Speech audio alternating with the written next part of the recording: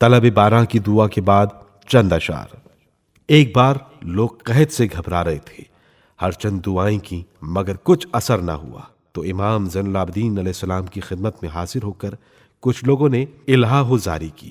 آپ علیہ السلام نے درگاہ الہی میں نہایت عاجزی سے عرض کیا، خدا بندہ، اس محبت کا واسطہ جو تجھ کو مجھ سے ہے، ان لوگوں پر باران رحمت نازل کر۔ آپ علیہ السلام کی دعا قبول ہوئی اور موسلا دار پانی برس گیا۔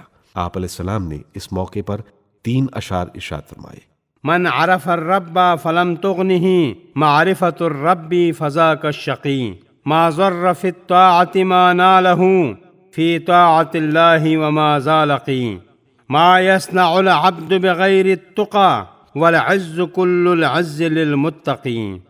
جو شخص خدا کو پہچانتا ہو اور پھر معرفت خدا اس کو غنی نہ کرے تو ایسا شخص شقی ہے۔ خدا کی اطاعت میں بندے کو کبھی کوئی ضرر ہی نہیں، مرنے والے بندے کے لیے کوئی شان ہی نہیں، اور اگر ہے تو صرف پرہیزگار کے لیے۔ ایام مصیبت میں چند اشعار۔ ایک مقام پر اپنے مصائب کا حال چند اشعار میں یوں بیان فرمایا ہے۔ نحن بنو المصطفى ذو غصص يجرعها في الأنام كاظمنا عظيمة في الأنام محنتنا أولنا مبتلي وآخرنا يفرح هذا الورى بعيدهم ونحن أعيادنا ماتمنا الناس في الأمن والسرور وما يأمن طول الزمان خائزنا وما خصصنا به من الشرف الطائل بين الأنام آفتنا يحكم فينا والحكم فيه لنا جاحدنا حقنا وغاصبنا۔ ہم اولاد محمد مصطفیٰ ہیں اور آدمیوں میں سب سے زیادہ غم و رنج کے برداشت کرنے والے ہیں۔ ہمارا رنج و غم سب سے زیادہ ہے۔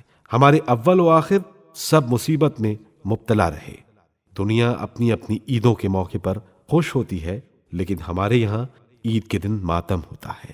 لوگ امن اور سرور میں ہیں، لیکن ہمارے خوفزدہ لوگوں کو مدت سے امن نصیب نہیں۔ دنیا میں ہم پر جو مسلسل آفتیں ہیں، ان کا سبب وہ شرف و فضیلت ہے جس سے ہمیں نوازا گیا ہے۔ ہمارے حقوق سے انکار کرنے والے اور ہمارے حقوق چھیننے والے ہم پر حکومت کر رہے ہیں، حالانکہ ہم کو ان پر حکومت کرنا چاہیے۔